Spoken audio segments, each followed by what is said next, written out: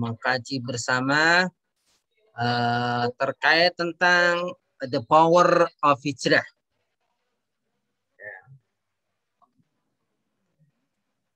Ya, karena kita masih dalam rangka bulan Muharram, yang mana kita ketahui bahwa bulan Muharram adalah sebagai titik awal perubahan peradaban dalam Islam. Dan kita tahu ya bahwa hijrah, ya sebagaimana kita ketahui, ini memiliki latar belakang sejarah. Sebagaimana kita ketahui ya bahwa tahun Hijriah dijadikan Umar bin Khattab ya sebagai awal ya tarikh atau penanggalan dalam Islam. Hal ini dikarenakan ya karena hijrah ini merupakan titik tolak daripada perubahan yang dilakukan oleh Rasulullah Shallallahu Alaihi Wasallam. Dan kita tahu semuanya Rasulullah Shallallahu Alaihi Wasallam melakukan hijrah ini bukan karena kehendaknya, tetapi semuanya itu merupakan perintah dari Allah Subhanahu wa Ta'ala. Karena itu ya hijrah ini dilakukan oleh Rasulullah Sallallahu Alaihi Wasallam pada tahun 622 Masehi, yang kemudian ya ditetapkan sebagai awal penanggalan Islam. Nah, kita ketahui bahwa Rasulullah sebelum hijrah ini tinggal di Makkah selama 10 tahun. Di dalam 10 tahun ini Rasulullah Sallallahu Alaihi Wasallam ya memfokuskan membangun dasar pondasi daripada umat Islam, di mana ya nilai-nilai akidah, nilai-nilai akhlak ya ditetapkan dan dibangun secara kuat oleh Rasulullah Sallallahu Alaihi Wasallam. Maka tidak heran orang-orang yang ikut hijrah kepada Rasulullah SAW ke Madinah adalah mereka yang betul-betul memiliki kekuatan, kekokohan keimanan, sehingga nantinya mereka ini ya mampu untuk menjadi pondasi utama dalam membangun peradaban dan negara pertama kali yang dibangun oleh Rasulullah Sallallahu Alaihi Wasallam di Madinah. Nah, tentu Bapak Ibu yang dirahmati Allah Subhanahu Wa Taala, secara makna hijrah ini diartikan at-tarku. Jadi kalau kita melakukan hijrah itu, hajartu itu artinya taraktu, ya saya meninggalkan. Karena itulah kenapa ya dalam hijrah ini ada dua makna. Ya, makna pertama adalah hijrah, diartikan meninggalkan satu tempat ke tempat lain. Yang kedua adalah hijrah, ya diartikan ya secara lebih luas ya. Di dalam Al-Quran, makna hijrah ternyata memiliki makna yang beragam. Ya, misalkan, ya, di antaranya di dalam surat Al-Mudaththir dikatakan warujza fahjur. Ya, arujza yaitu sebuah dosa, keburukan, fahjur. Ya, maka tinggalkanlah, berpalinglah. Ya. Kemudian dalam surat Maryam diartikan menjauhkan diri. Atau dalam surat Muzammil diartikan memisahkan. Dan surat An-Nisa diartikan pindah dari satu tempat atau pindah dari suatu kepada yang lainnya. Nah, dari sini ya dapat diartikan bahwa hijrah ini memang tadi saya katakan minimal memiliki dua makna. Yang pertama adalah bersifat tempat, makaniah. Yang kedua adalah bersifat maknawiyah, memiliki makna 4 macam secara maknawiyah. Yang pertama adalah hijrah secara i'tiqadi atau keyakinan. Dan ini harus kita lakukan terus-menerus. Kenapa? Ya karena kan manusia itu dalam hidup ya tidak menutup kemungkinan dia terjebak dalam sebuah keyakinan yang salah karena mungkin lingkungan, karena mungkin tradisi, ya adat istiadat, dan ini juga kadang menjadikan orang terjerumus dalam sebuah keyakinan yang salah. Yang kedua adalah hijrah fikriyah atau disebut dengan kita berpindah dari pemikiran. Ya, pemikiran yang salah yang selama ini mungkin ya orang sebagian berpikir semacam itu, ini harus diganti, dirubah dengan pemikiran yang lebih baik. Contoh misalkan ya ada orang berpikiran bahwa agama Islam ini agama kolot, agama Islam ini agama yang sudah tidak relevan. Ada pemikiran juga bahwa bank syariah dengan bank konven ini sama saja. Ini adalah pemikiran-pemikiran yang salah. Nah, maka dengan hijrah ini sepatutnya pemikiran-pemikiran semacam itu kemudian diganti dan diluruskan dengan pemikiran yang benar. Maka pola pikir ini harus selalu diperbaiki, harus diluruskan ya agar tidak salah dalam mengambil sebuah keputusan. Yang selanjutnya adalah disebut dengan hijrah syu'uriyah. Hijrah syu'uriyah itu artinya apa?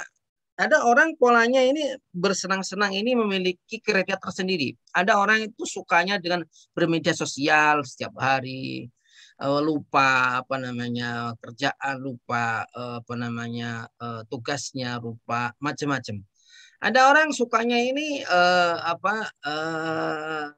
misalkan ya sukanya ini kalau sebagian orang kesenangan ini maaf ya jalan-jalan saja atau apa ini. Nah, dalam Islam bersenang-senang ini tidak dilarang sebenarnya, ya tidak ada larangannya.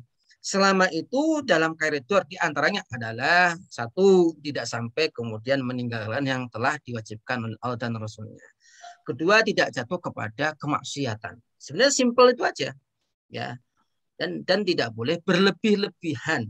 Nah ini, karena itulah kenapa kemudian ya Islam ini terus meluruskan ya berbagai macam sisi kehidupan yang dianggap kurang pas sesuai dengan risalah kemanusiaan yang diutus dan diperintahkan oleh Allah dan Rasulnya.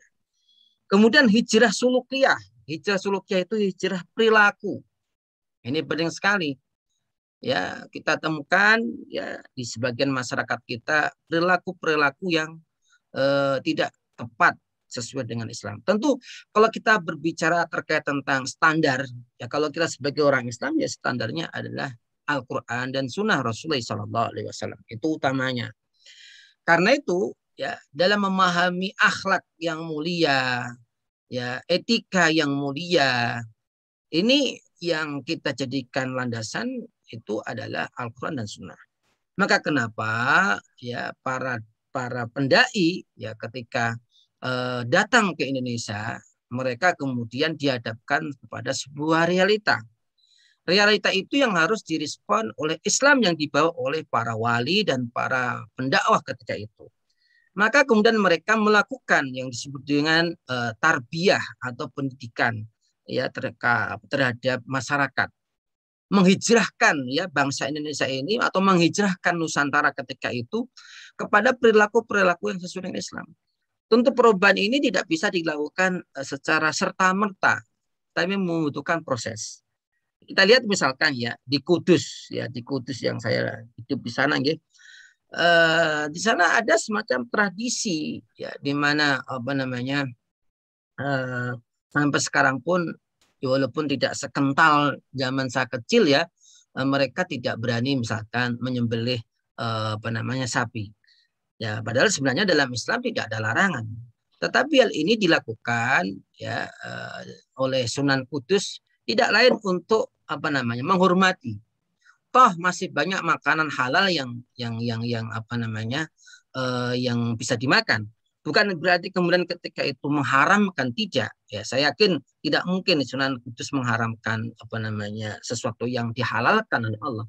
Tapi sekali lagi ini adalah bentuk toleransi, bentuk bagaimana mendekatkan mereka kepada keindahan Islam.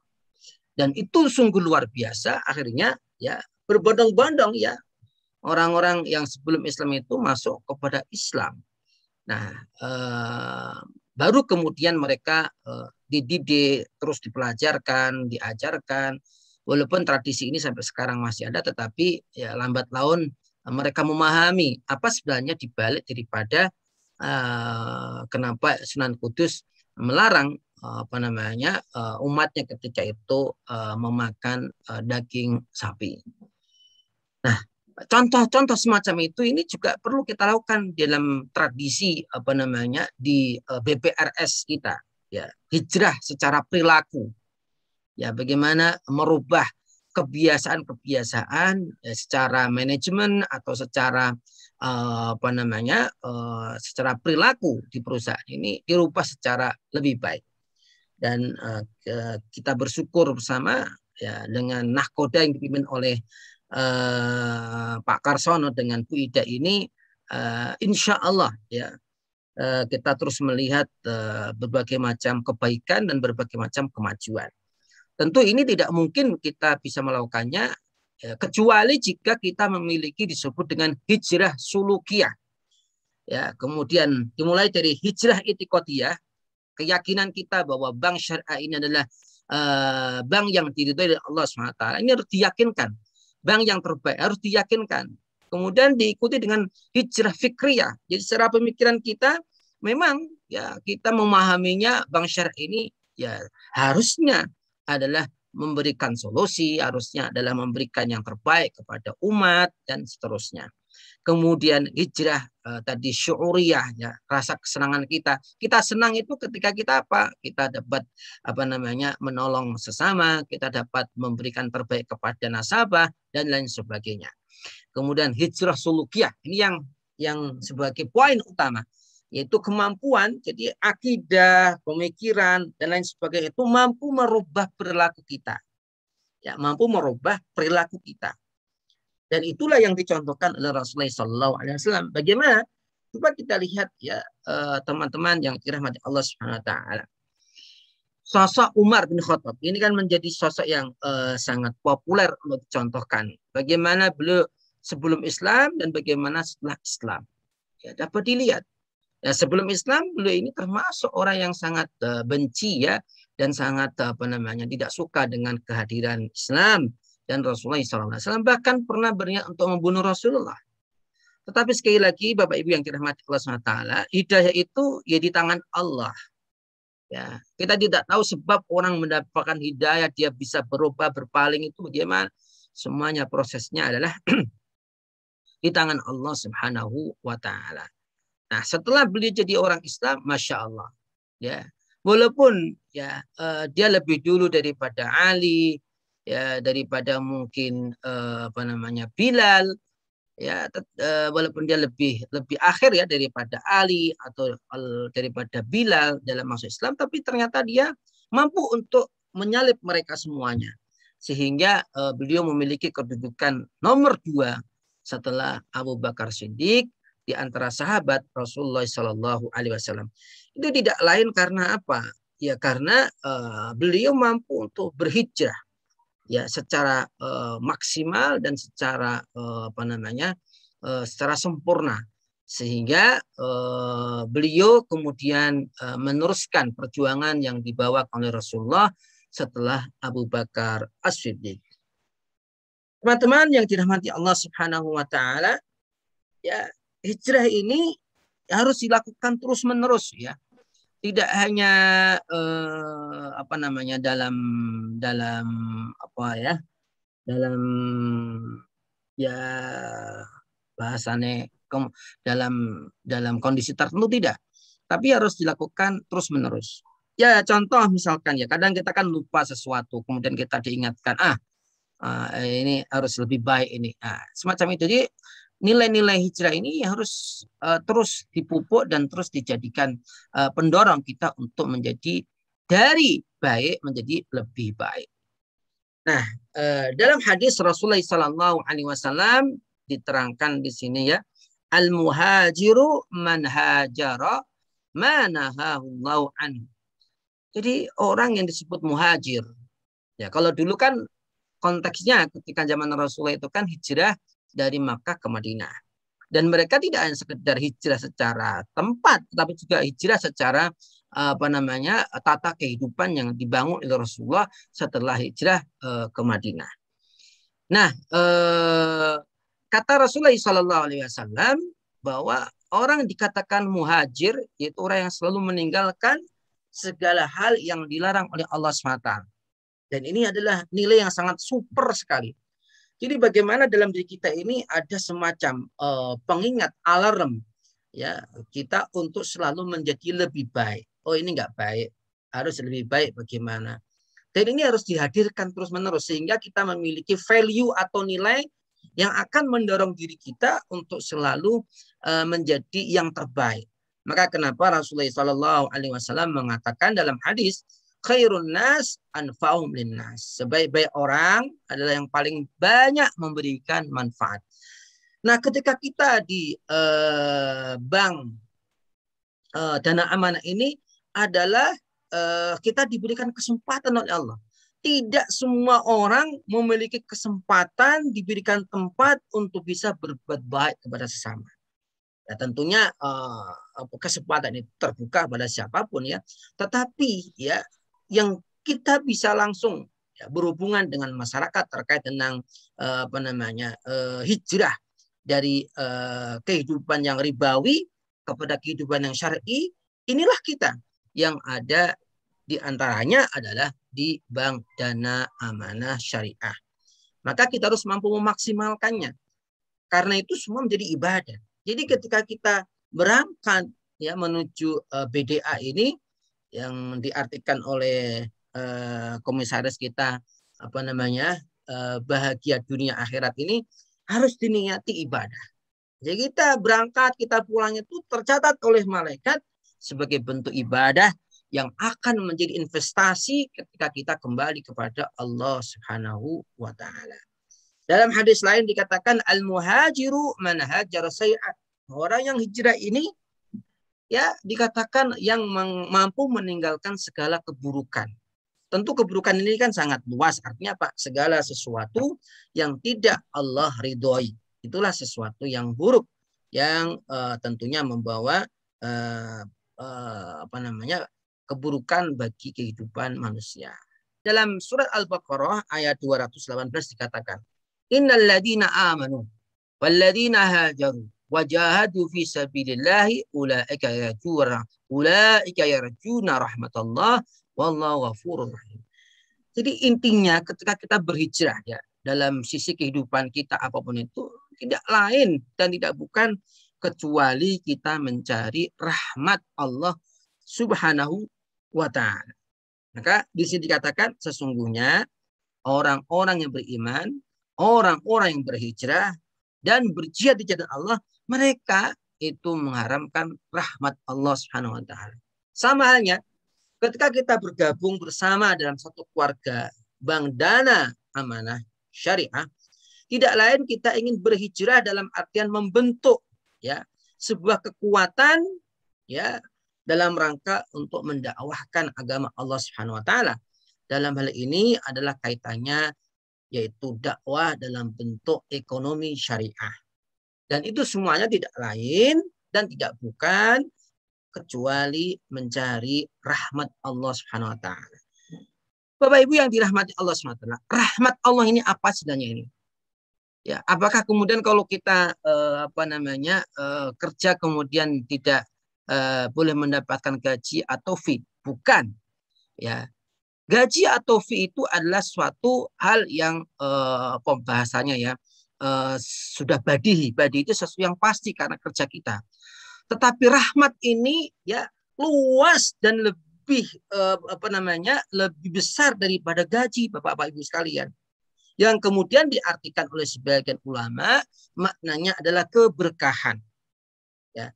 Bapak bisa bayangkan ya, Ibu bisa bayangkan, teman-teman bisa bayangkan ya, teman kita, saudara kita kerja sama dengan kita, harinya sama, jamnya sama, gajinya mungkin sama.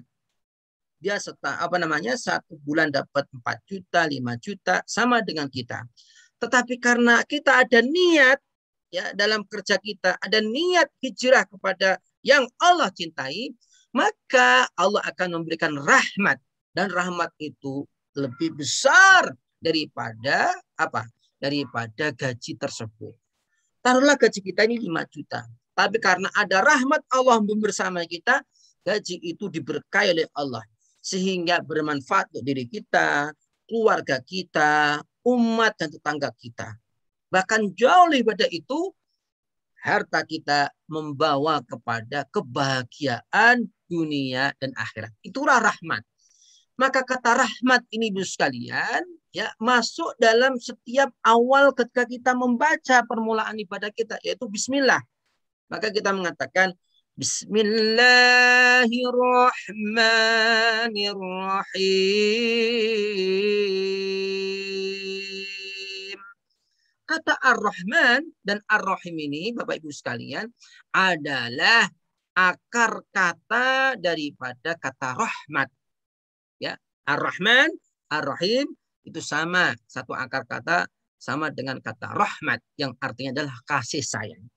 Kalau kita sudah dikasih sayangi oleh Allah Subhanahu wa taala, tentunya kehidupan akan berjalan ya dengan nyaman. Walaupun ada kesusahan, kesedihan, kita tetap bisa bersyukur. Nah ini, ya kan? Kan banyak orang berlimpah hartanya tapi tidak bisa bersyukur. Sehingga apa? Hidup merasa kering. Ya, berbeda dengan orang mukmin, sekalipun mungkin ada kesedihan, ada kesusahan, itu adalah dinamika kehidupan. Namun ia selalu bisa tetap bersyukur. Itulah sebabnya kenapa Rasulullah SAW dalam hadis mengatakan, di antaranya disebutkan bahwa Rasulullah ketika mendapatkan sesuatu yang tidak sesuai dengan harapan, beliau tetap mampu bersyukur, memuji Allah dengan mengatakan, Alhamdulillah ala kulli hal. Segala puji bagi Allah atas segala kondisi. Artinya apa? Bahwa kondisi apapun, kalau ada rahmat Allah, itu akan menjadi sebuah kenikmatan dan keberkahan bagi kehidupan kita. Ya, hijrah Nabi Muhammad SAW dari Mekah menuju Madinah ini tidaklah boleh ya hanya sekedar jadikan momen peringatan hijrah. Ya, tidak sekedar seremonial, tidak. Ya, tetapi harus menjadi momen pendorong diri kita, keluarga kita, dan masyarakat kita. Bagaimana kita menjadi orang yang mampu memberikan pengaruh kebaikan. Ini penting sekali. Jadi manusia ini manusia baik ya. Awalnya ini manusia ini bagi dua. Ya, manusia thayyib, ya soleh, manusia yang soleh, orang baik, dan manusia thaleh. Beda shad sama to. Ya, saleh dan thaleh. Saleh itu baik, thaleh itu artinya buruk. Nah, orang baik toh itu nggak cukup ternyata, Bu sekalian. Maka kita ini mungkin ya bersyukur, alhamdulillah kita mungkin ya kita berharap termasuk orang yang soleh. Tapi apakah soleh ini cukup? Tidak, Bu sekalian. Soleh itu hanya baik untuk pribadinya sendiri. Tidak memberikan dampak kepada masyarakat atau lingkungannya sekecil apapun. Maka kenapa kita sering diingatkan jangan sampai kita ini tahajudnya kenceng tetapi amal perilakunya kepada masyarakat lingkungan kita buruk.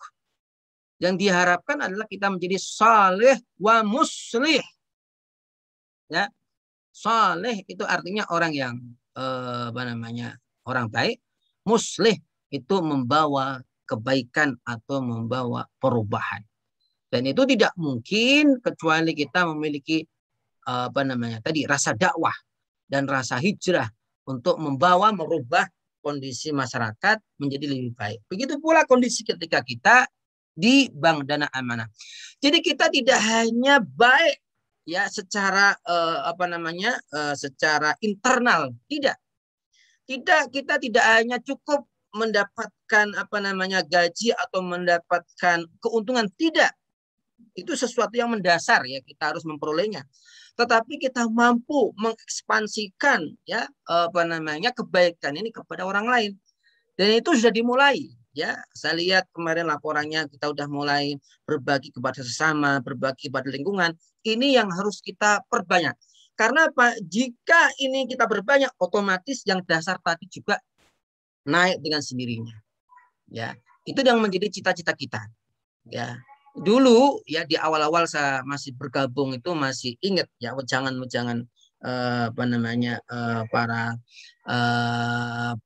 orang-orang tua kita, ya bagaimana dana amanah ini suatu saat nanti memiliki lini-lini bisnis, memiliki lini-lini untuk apa namanya lembaga-lembaga sosial, ya lembaga kemasyarakatan. Dan ini sangat mungkin, Bu sekalian. Jadi pemikiran kita ini jangan sampai berkutat hanya membesarkan BDA saja, tidak. Tapi bagaimana membesarkan BDA dan ya kemudian kita membuat PDA lainnya sehingga ini akan membawa perubahan minimal ya lingkungan yang ada di sekitar bank dana amanah syariah. Karena itulah kenapa dari keluarga kita masing-masing harus kita kuatkan. Ya, sama-sama mensupport ya. Kita ini satu keluarga. Ya, kita ini saling menguatkan. Satu sama lain ini saling memiliki. Satu sama lain ini harus maju ikatan yang kuat supaya ini mampu menjadi sayap-sayap yang mengepak tinggi sehingga membawa terbang bank dana syariah di masa depan yang akan kita inginkan. Demikian teman-teman yang bisa saya sampaikan. Mungkin nanti kita buka dalam sesi diskusi sehingga kita bisa apa namanya memperluas wacana dan pemaknaan kita terhadap apa namanya makna hijrah ini.